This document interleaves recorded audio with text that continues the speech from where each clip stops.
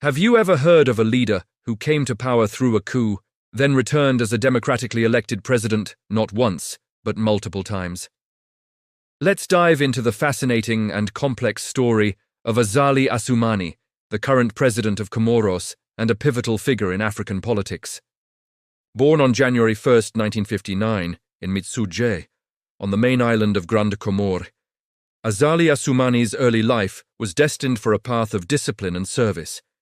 He chose a military career, a decision that would shape his entire future and the destiny of his nation. He pursued advanced military training abroad, attending the prestigious Royal Military Academy in Meknes, Morocco, and later the École de Guerre in Paris, France. This extensive training honed his leadership skills and gave him a deep understanding of strategy and command, preparing him for the turbulent political landscape he would soon navigate. By the late 1990s, the Comoros was facing severe political instability. The islands of Anjouan and Moheli had declared their independence, plunging the nation into a deep secessionist crisis. The government was struggling to maintain control, and the country was on the brink of collapse. It was in this chaotic environment that Colonel Azali Assoumani stepped onto the national stage. On April 30, 1999, he led a bloodless coup d'état, overthrowing the acting president Tajuddin Ben Said Massoud. Assoumani justified the military takeover as a necessary evil to prevent the country from tearing itself apart, promising to restore unity and order. As the new head of state, he led the country through a transitional period. He was a key architect of the 2001 Fomboni Accords, a landmark agreement that reshaped the nation's political structure. This agreement established a new constitution, creating the Union of the Comoros, a federal system designed to grant more autonomy to each of the islands, Grande Comore, Anjouan and Moheli, while preserving national unity.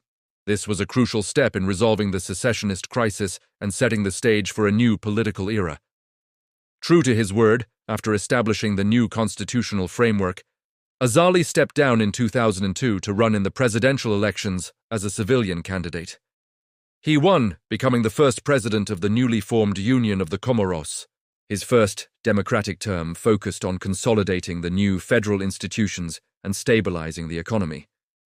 After completing his term in 2006, he respected the constitutional principle of a rotating presidency among the islands and peacefully handed over power. For the next decade, he remained an influential figure in the opposition, waiting for his moment to return. That moment came in 2016. The presidency was once again due to rotate to his home island of Grande Comore. Azali Assoumani ran for office again and emerged victorious after a highly contested election. His return to power marked a new chapter. One of his most significant and controversial moves was a 2018 constitutional referendum.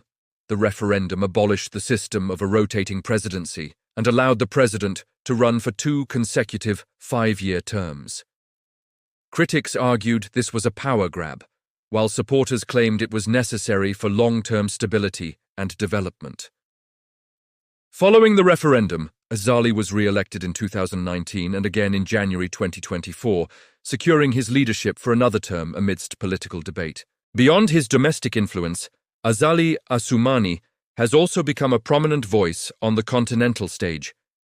In 2023, he was elected as the chairperson of the African Union, a position that placed him at the forefront of Pan-African diplomacy, tackling issues from conflict resolution to economic development across the continent. His leadership of the AU has been marked by a focus on peace, security, and advocating for Africa's role in global affairs. From a military officer to a multi-term president and the leader of the African Union, Azali Assoumani's journey is a testament to his resilience and strategic prowess. His legacy is complex. A leader who has been both a military ruler and a democratically elected president, a unifier who has also been accused of consolidating power.